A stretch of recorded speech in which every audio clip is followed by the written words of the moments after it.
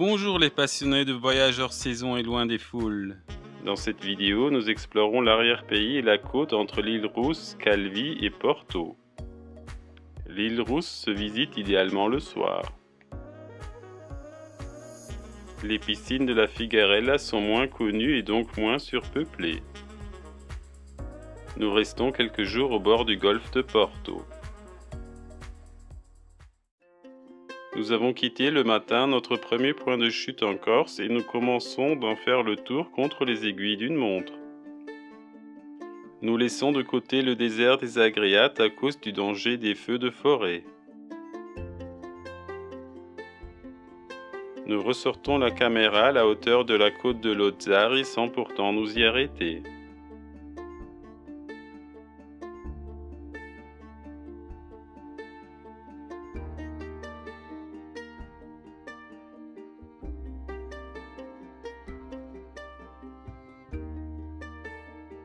Nous quittons très vite la mer, on passe dans des vallées aux herbes jaunies entre les oliviers et les chênes. Cela ressemble très fort à l'arrière-pays de la Côte d'Azur. On trouve ici cependant plus de villages et ils sont aussi plus grands que dans les Alpes-Maritimes par exemple.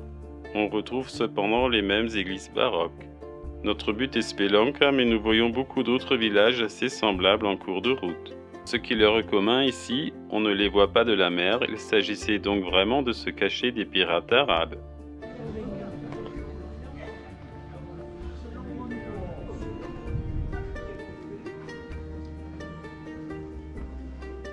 Contrairement aux autres villages, le clocher est en rocher apparent et la partie supérieure enduite n'est pas peinte.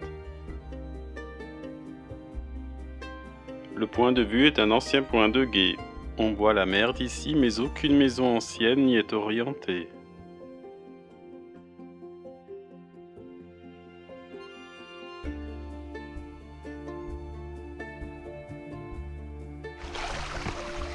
Il y a une multitude de ponts dits génois en Corse.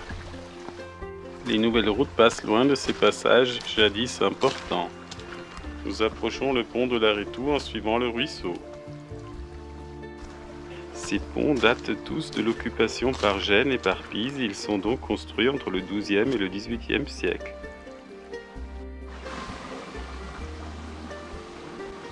La plupart de ces ponts sont aujourd'hui encore en place.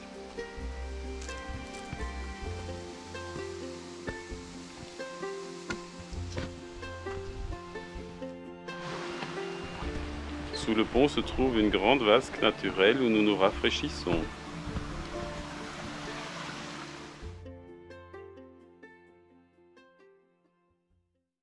Nous logeons 2 nuits au camping Les Oliviers à l'est de l'île Rousse. Il est possible de se rendre en ville à pied en une vingtaine de minutes.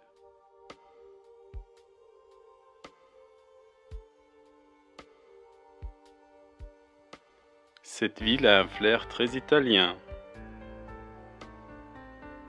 La gare semble délaissée, mais des trains circulent ici et le guichet est occupé.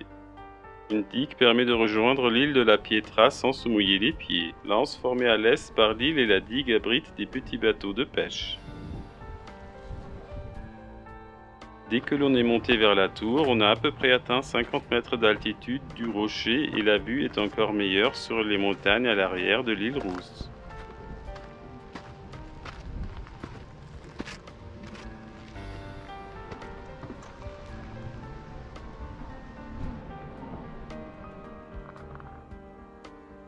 La lumière du soir préautomnal est sublime.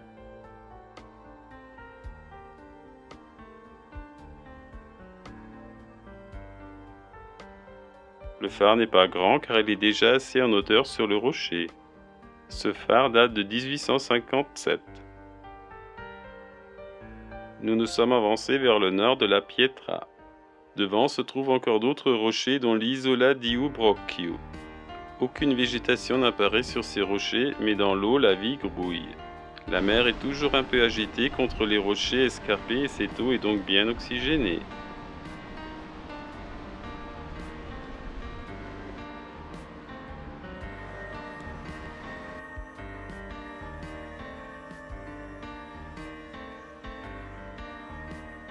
Après le coucher du soleil, nous dînons en ville avant de rentrer à pied au camping pour dormir. Les piscines de la Figarella sont faciles d'approche avec une route jusqu'à la maison forestière de Bonifatou.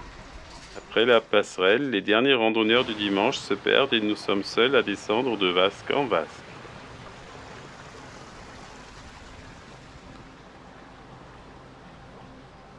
Alex est plus courageuse qu'André. L'eau est parfaitement claire bien que nous soyons assez bas dans la vallée.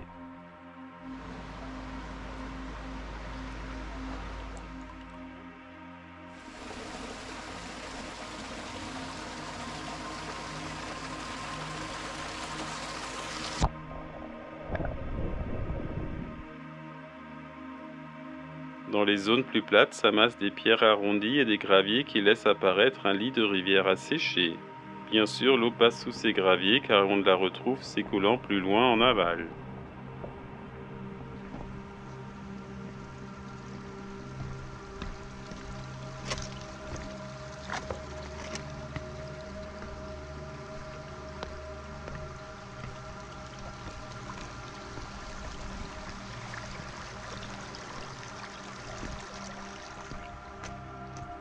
Uniquement un petit groupe de jeunes s'aventure comme nous dans la Figarella. Par moments, la rivière est encaissée dans un petit canyon. Ce sont souvent les zones les plus profondes.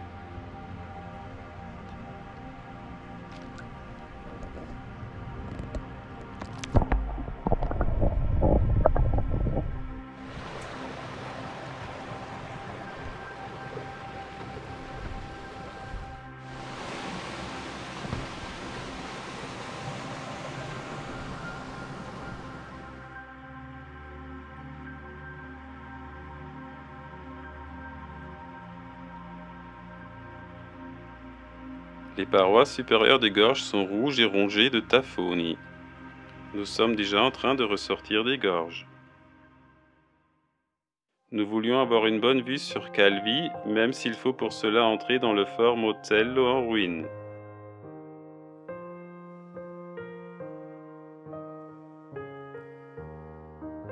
On en voit la citadelle sous le meilleur angle. Nous visitons bien sûr aussi la citadelle, mais nous n'avons pas fait de vidéo. Le ciel se couvre de plus en plus, nous montons quand même vers Notre-Dame de la Serre. Ceci vaut surtout le détour pour la vue. En quittant Calvi, nous laissons derrière nous les côtes faciles et les longues plages. Le rivage est de plus en plus accidenté, mais c'est aussi le terrain que nous aimons. Peu d'infrastructures, du calme et un peu de défi pour y arriver.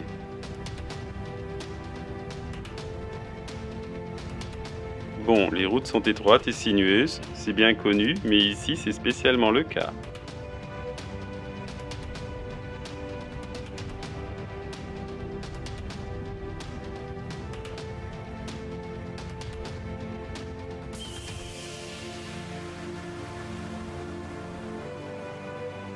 On avance dans un pays granitique assez dénudé, on n'entrevoit la côte que de très haut. C'est aussi de cette hauteur que nous devons descendre par une route encore plus étroite au camping des Gradelle sous le village d'Ossani. Le camping est aussi sérieusement en pente. Il n'y a pas de caravane, pas de gros camping-cars, mais beaucoup de vannes et de camionnettes aménagées, aussi bien un bon nombre de 4x4 assez chers. C'est dû aux pentes de la piste bétonnée aux branches extrêmement basses. Mais cela fait aussi le charme.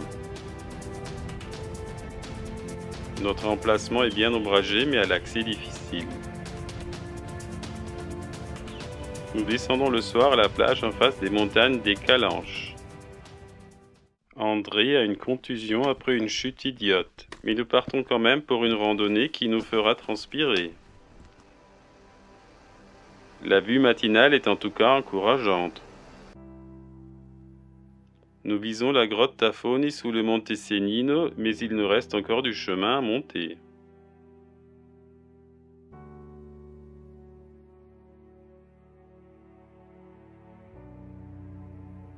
Le reste du chemin va la Punta a Scopapa sous les falaises du Monte Sennino. Le sentier est alors en légère descente et en meilleur état, on est apparemment sur le chemin d'Ossani.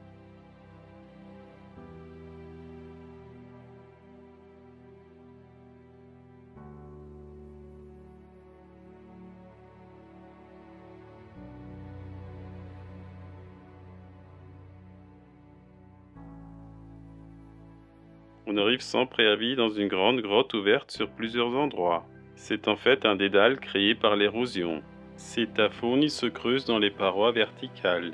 Dans le cas présent, ce n'est pas un simple creux dans la falaise. L'ensemble ressemble à un dolmen géant naturel. Nous cassons la croûte à l'ombre de la grotte. Pendant que nous mangeons, arrive un monsieur assez âgé qui nous salue mais qui râle aussi de la lenteur de sa femme qui est encore à une centaine de mètres. Celle-ci arrive finalement assez gaie et se défend qu'elle n'a pas besoin de faire une course de vitesse. Elle est en short et porte simplement un large soutien-gorge sportif pour le haut. Ils font tous les jours des randonnées de 2 heures environ. Ils ont tous les deux un bâton de marche télescopique comme nous mais surmonté d'une poignée horizontale. Rien de spécial jusqu'au moment où elles nous évoquent leur âge, 84 ans tous les deux. Nous leur pardonnons alors leur chamaillerie tout en restant admiratifs, surtout ce jour après l'accident d'André.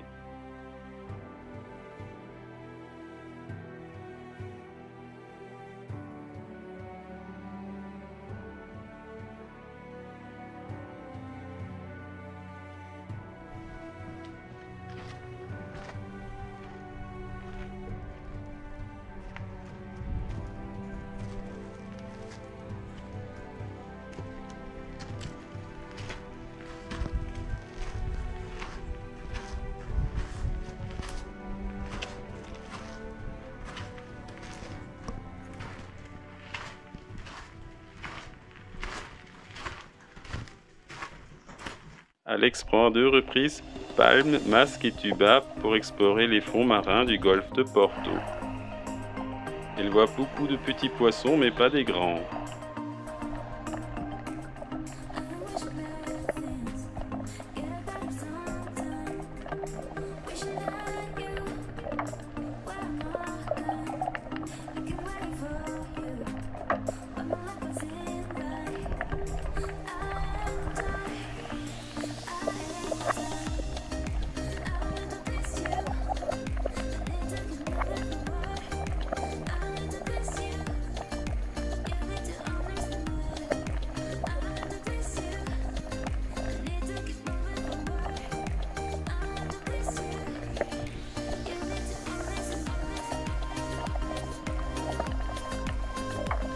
Elle a la GoPro avec elle, mais c'est le premier essai sous l'eau et les vidéos demandent beaucoup de travail d'édition pour les rendre agréables à la vue.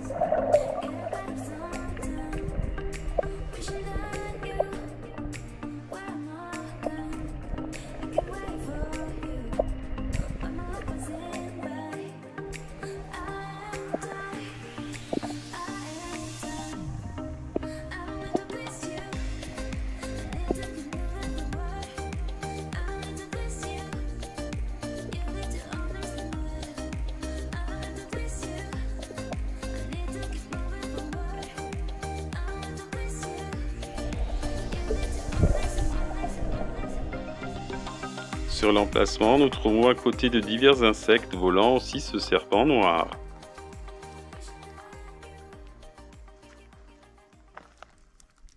Porto, cela nous rappelle la ville emblématique de Porto, Portugal. Pourtant, le Porto-Corse n'est qu'un petit village sur les versants nord au fond du golfe. Nous visitons comme d'autres la tour dans la marina récente. Le parking est gratuit mais l'accès au rocher de la tour est payant. À l'intérieur de la tour se trouve une exposition avec des panneaux relatant l'histoire du lieu et un peu de la Corse. C'est mal arrangé et mal mis en lumière.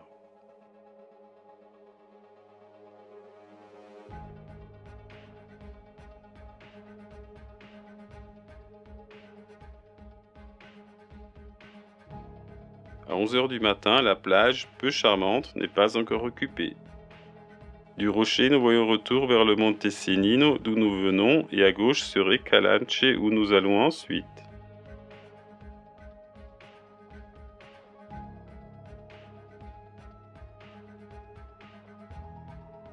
Et Calanche est une zone rocheuse très escarpée figurant parmi les sites les plus connus de Corse. Il n'y a qu'une route et une randonnée facile que nous entreprenons. Elle mène de la tête de chien au château fort. Le départ se trouve au premier et dernier grand parking au bord de la route. La tête de chien en est bien visible. Le tracé est balisé en jaune et il passe très vite dans les rochers sans être difficile. Il faut cependant être capable de grands pas et parfois se tenir avec les mains. Le chemin est en descente vers le point de vue.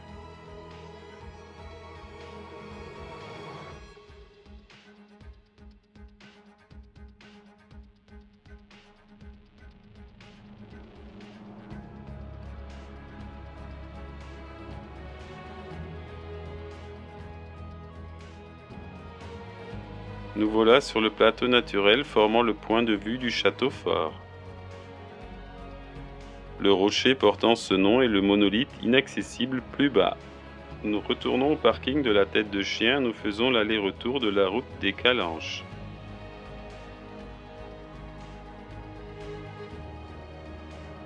Nous ne pouvons nous arrêter qu'une seule fois, c'est juste avant le cœur de Piana.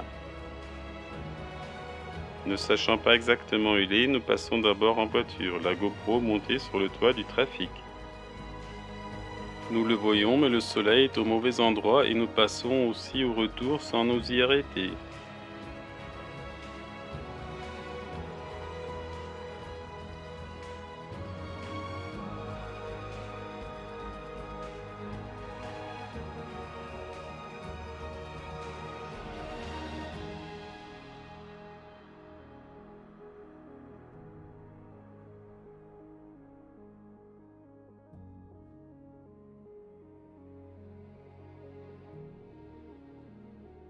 On le voit dans la longue partie rectiligne à droite de la route en venant de Porto.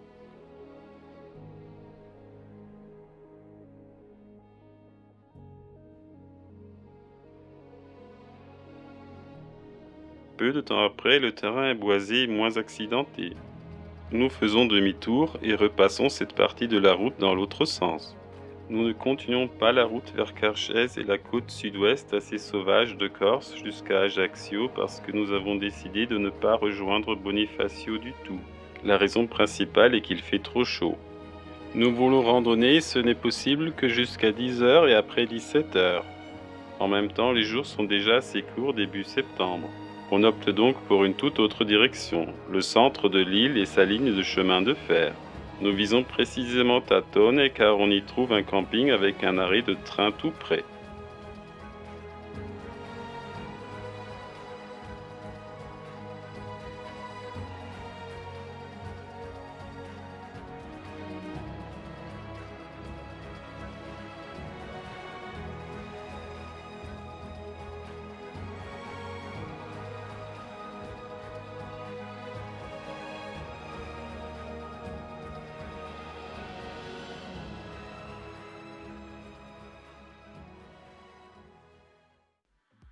Il est midi, le cœur de Piana est complètement à l'ombre et nous repassons sans nous y arrêter.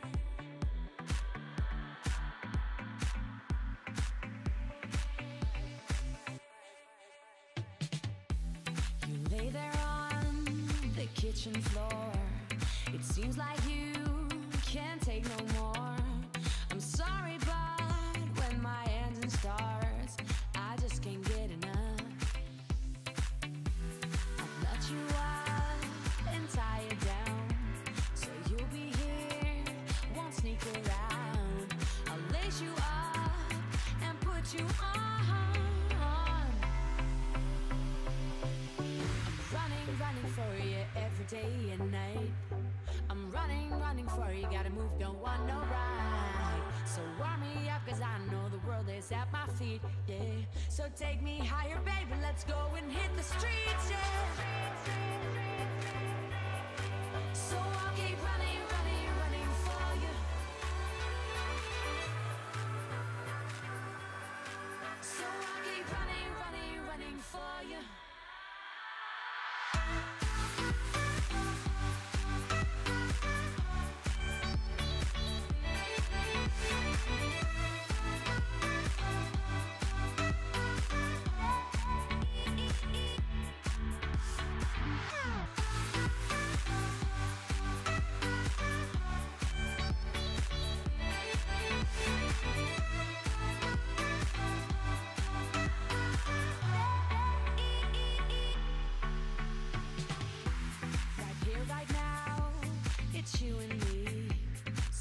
be shy, just come and see.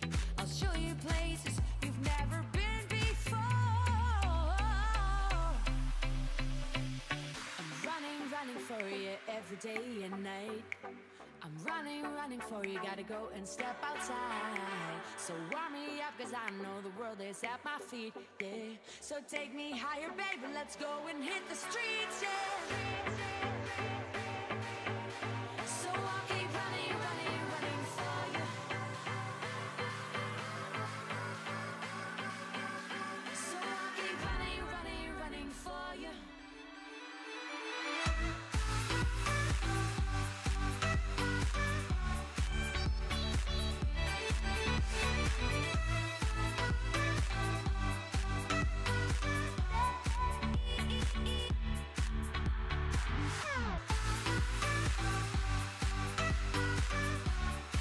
La route pour rejoindre Tatone est très longue.